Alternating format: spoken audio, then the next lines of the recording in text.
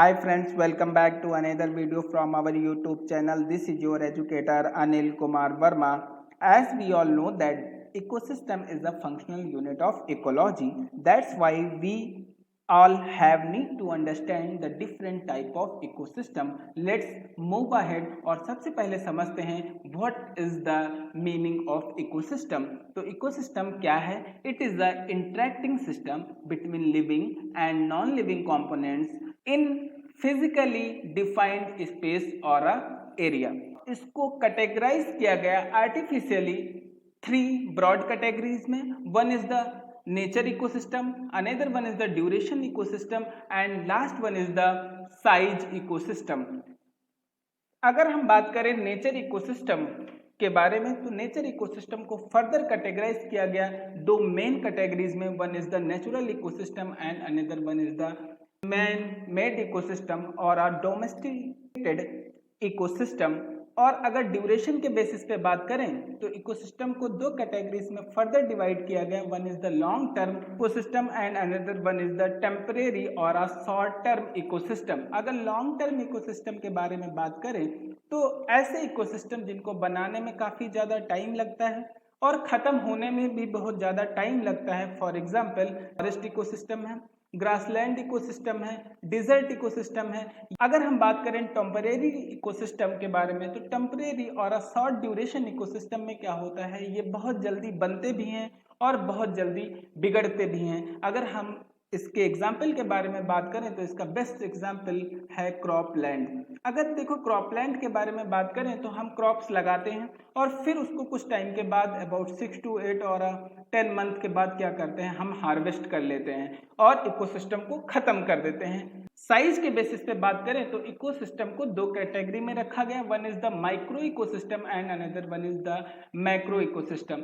देखो micro ecosystem मतलब कोई एक छोटा इकोसिस्टम के बारे में बात करें. फॉर एग्जांपल एक कोई पॉट में अगर तुम सारी लिविंग और नॉन लिविंग कंपोनेंट्स को मिला के रख दो तो वो क्या कहलाता है, माइक्रो इकोसिस्टम कहलाएगा. जैसे बैक्टीरियल कल्चर बनाते हैं वो भी क्या है, एग्जांपल है एक माइक्रो इकोसिस्टम. सारे के सारे टेम्परेरी होते हैं, मतलब सारे के सारे शॉर्ट ड्यूरेशन के लिए बनाए जाते हैं. अगर हम बात करें मैक्रो इकोसिस्टम के बारे में तो मैक्रो इकोसिस्टम मेनली क्या होते हैं, लॉन्ग टर्म वाले होते हैं, नेचुरल होते हैं. ठीक है, for example forest ecosystem, desert ecosystem, grassland ecosystem, marine ecosystem, ये सारे के सारे एग्जांपल्स हैं किसके, मैक्रो इकोसिस्टम के. In next slide we will see the different type of nature ecosystems. तो दोस्तों अब हम बात करते हैं नेचर इकोसिस्टम के बारे में डिटेल से. देखो नेचर इकोसिस्टम को फर्दर कैटेगराइज किया गया दो ब्रॉड कैटेगरीज में. One is the natural ecosystem and another one is the artificial ecosystem or a domesticated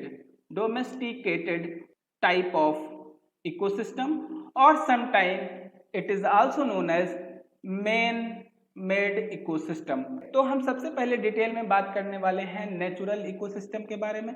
देखो नेचुरल इकोसिस्टम को फर्दर कैटेगराइज किया गया दो कैटेगरीज में. One is the aquatic ecosystem and another one is the terrestrial ecosystem. अगर हम बात करें एक्वेटिक इकोसिस्टम के बारे में तो इसको दो फर्दर कैटेगरीज में कैटेगराइज किया गया. One is the marine ecosystem and another one is the fresh water ecosystem. ये जो कैटेगरी थी ये बेस थी किसकी, सैलिनिटी के बेसिस पे. सैलिनिटी के बेसिस पे हम फ्रेश वाटर और मैरीन वाटर में डिस्टिंग्विश कर पाते हैं. अगर फ्रेश वाटर के बारे में बात करें सैलिनिटी लेवल होता है वो 0.5 ppt होता है, मतलब पार्ट पर ट्रिलियन. और जो मैरीन वाटर होता है इसमें अबाउट 35 मोर और लेस ppt होता है, मतलब पार्ट पर ट्रिलियन का जो कंटेंट सैलिनिटी कंटेंट क्या होता है, प्रेजेंट होता है. बेस्ट एग्जांपल्स हैं ओशियन और सी जो हैं वो मैरीन इकोसिस्टम के एग्जांपल्स हैं. फ्रेश वाटर इकोसिस्टम को फर्दर दो कैटेगरी में कैटेगराइज किया गया. One is the लेंटिक ecosystem and another one is the lotic ecosystem, जिसको हम लोग फ्लोइंग इकोसिस्टम भी कहते हैं. और लेंटिक को क्या होता है, स्टिल इकोसिस्टम. और इसमें क्या होता है, लेंटिक में वाटर स्टेगनेंट रहता है, एक ही जगह जमा रहता है. फॉर एग्जाम्पल पॉन्ड है, लेक है. ये सारे के सारे जो एग्जाम्पल हैं ये लेंटिक, फ्रेश वाटर इकोसिस्टम के एग्जाम्पल हैं। अगर हम लोटिक के बारे में बात करें तो इसमें फ्लोइंग ऑफ वाटर होती है, मतलब फ्लो ऑफ वाटर होता है। फॉर एग्जाम्पल रिवर है, बड़ी बड़ी कैनाल्स हैं, ये सारे के एग्जाम्पल्स हैं lentic type of fresh water ecosystem के। अगर अब हम बात करते हैं टेरेस्ट्रियल इकोसिस्टम की, तो इसमें बेसिकली आता है forest ecosystem, desert ecosystem, grassland ecosystem and last one is the mountain ecosystem.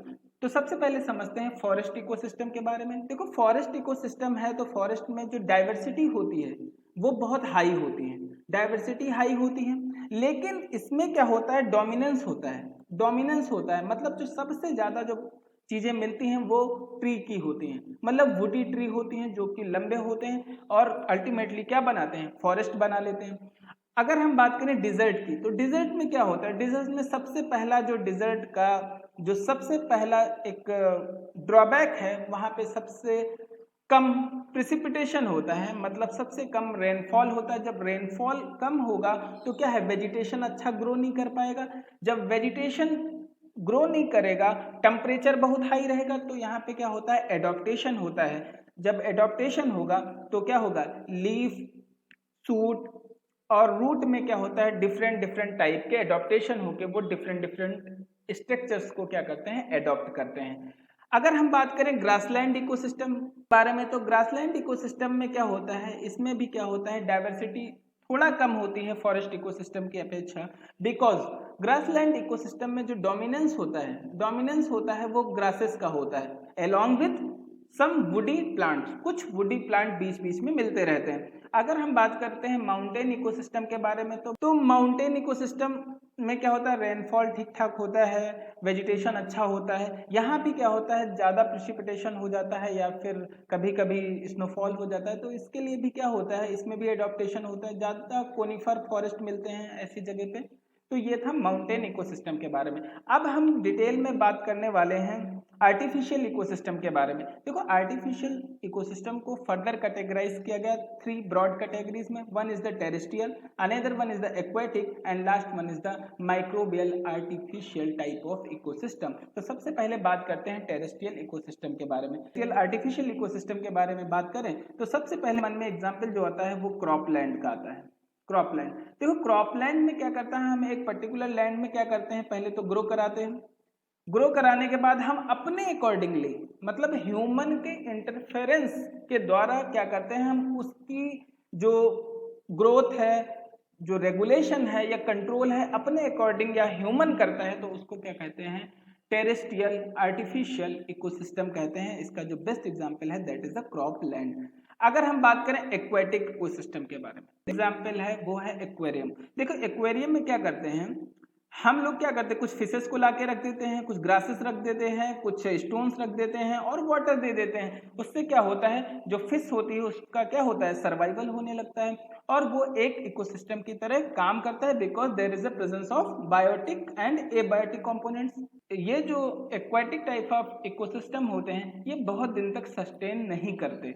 Last one is the microbial type of ecosystem. देखो, माइक्रोबियल में क्या करते हैं, हम आर्टिफिशियली क्या करते हैं, हम बैक्टीरिया करते हैं, डिफरेंट टाइप के बेकरीज बनाते हैं, बिस्किट्स बनाते हैं, डिफरेंट टाइप के कल्चर्स बनाते हैं। ऐसे कल्चर को क्या कहते हैं, microbial artificial ecosystem. I hope कि ये सबको समझ आया होगा। यहाँ पे 2 चीजें ध्यान देने वाली हैं। पहले तो क्या है, जो मैरीन इकोसिस्टम है, जो नेचुरल इकोसिस्टम का जो मैरीन इकोसिस्टम है वो अबाउट 70% अर्थ सरफेस को कवर करता है और ये लैंड पे, मतलब अर्थ पे सबसे बड़ा इकोसिस्टम है। Marine ecosystem is the largest aquatic ecosystem on the earth. और जो फ्रेश वाटर की जो अवेलेबिलिटी है वो केवल 2% है टोटल एक्वेटिक इकोसिस्टम का। और अब हम बात कर देते हैं what is the differences between the natural ecosystem and the artificial ecosystem। सबसे पहले बात करेंगे नेचुरल इकोसिस्टम के बारे में। तो नेचुरल इकोसिस्टम में जो डाइवर्सिटी होती है वो बहुत हाई होती है। फॉर एग्जांपल अगर हम लें फॉरेस्ट, तो फॉरेस्ट इकोसिस्टम में बेसिकली प्रेजेंट होते हैं एनिमल प्रेजेंट होते हैं, बहुत सारे प्लांट प्रेजेंट होते हैं, माइक्रोब्स प्रेजेंट होते हैं, कुछ स्मॉल एनिमल्स प्रेजेंट होते हैं, ग्रासेस प्रेजेंट होती हैं। तो मतलब बहुत ज़्यादा जेनेटिक डाइवर्सिटी प्रेजेंट होती है। और अगर हम आर्टिफिशियल इकोसिस्टम में देखें तो जो डाइवर्सिटी होती है वो बहुत लो होती है। ऑब्वियस सी बात है, अगर देखो अगर क्रॉपलैंड है तो क्रॉपलैंड में अगर हमने वीट लगाया, अगर गेहूं लगाया तो सिर्फ गेहूं और सिर्फ गेहूं के क्या होंगे, प्लांट होंगे, कुछ ग्रासेस हो जाएंगी थोड़ी बहुत, तो क्या होगा, इनकी जो डाइवर्सिटी होती है वो बहुत कम होती है आर्टिफिशियल इकोसिस्टम में।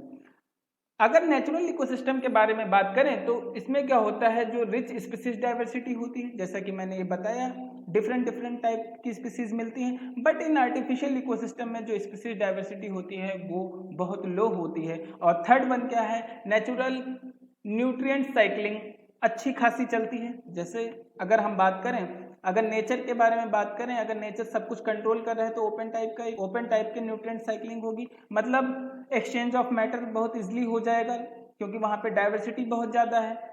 और अगर हम बात करें आर्टिफिशियल इकोसिस्टम में तो इनकम्प्लीट न्यूट्रिएंट साइक्लिंग होती है। क्यों होती है, क्योंकि यहाँ पे ह्यूमन का इंटरफेरेंस बहुत ज्यादा रहता है, क्योंकि वो अलग अलग कंपोनेंट्स को क्या करता है, मिक्स करता रहता है क्रॉपलैंड में अपनी, जैसे यूरिया को मिक्स कर देगा, पोटास को मिक्स कर देगा, पोटेशियम डाल देगा या कोई ग्रोथ रेगुलेटर्स डाल देगा। तो उससे क्या होगा, जो नेचुरल न्यूट्रिएंट साइक्लिंग होनी चाहिए वैसी ना होके वो क्या होती है, इफेक्ट हो जाती है। And fourth one is naturally sustainable. Obvious सी बात है, जब सारा कुछ नेचर ही डील कर रही है नेचुरल इकोसिस्टम में तो ये नेचुरली क्या होते हैं, सस्टेनेबल होते हैं। आर्टिफिशियल इकोसिस्टम में क्या होते हैं, अनसस्टेनेबल होते हैं, बिकॉज इसमें ह्यूमन का इंटरफेरेंस बहुत ज़्यादा होता है।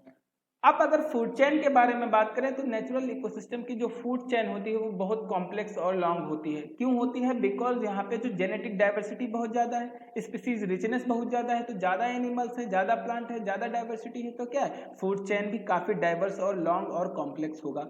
लेकिन आर्टिफिशियल में क्या होता है, फूड चेन बहुत सिंपल और स्मॉल होती है। भाई अगर कोई क्रॉपलैंड है तो क्रॉपलैंड में वीट होगा, कुछ ग्रासेस होंगे, कुछ रोडेंट्स मान लो होंगे कुछ थोड़े बहुत, तो क्या होंगे, 3 से 4 लेवल का ही क्या होगा, 2 या 3 लेवल का ही क्या होगा, फूड चेन होगा। तो मतलब जो फूड चेन होती है आर्टिफिशियल इकोसिस्टम में वो बहुत स्मॉल और सिंपल टाइप की होती है। And last one is sunlight is the energy source for plant and their energy drives all biological cycle. Okay, देखो नेचुरल इकोसिस्टम में क्या होता है, जैसे सन है, सन क्या करता है भाई, सन एनर्जी देता है, एनर्जी से क्या करता है, प्लांट्स क्या करते हैं, फूड बनाते हैं, एनर्जी है उसको क्या करते हैं, ट्रांसफर करते हैं अलग अलग ट्रॉपिक लेवल में। मतलब सारा कुछ नेचर के द्वारा ही क्या किया जा रहा है, डील किया जा रहा है, नेचर जैसे चाह रहा है वैसे काम कर रहा है, यहाँ पे नेचर अकॉर्डिंगली सब कुछ हो रहा है। लेकिन अगर आर्टिफिशियल सिस्टम के बारे में बात करें तो यहाँ भी जो सनलाइट वो अल्टीमेट सोर्स ऑफ एनर्जी है, जैसा कि हम सारे लोग जानते हैं। लेकिन यहाँ पे क्या होता है, यहाँ पे ह्यूमन क्या कर देता है, जैसा नेचर को चलाना चाहिए था वैसा न चल के ह्यूमन क्या करता है, ऐड करता है डिफरेंट टाइप के फर्टिलाइजर्स यूज करता है, डिफरेंट टाइप्स के ग्रोथ रेगुलेटर्स को यूज कर देता है। तो जिससे क्या होता है, जो एक सस्टेनेबल नेचुरल सस्टेनेबिलिटी वाली एक जो फूड चेन या फिर जो न्यूट्रिएंट साइकिल चलनी चाहिए थी वो अब ना चल के वो कैसी हो जाती है, अफेक्टेड हो जाती है। तो this is all about the different type of ecosystem. If you like our video don't forget to subscribe, hit like button and share it with your friend. Thanks for watching.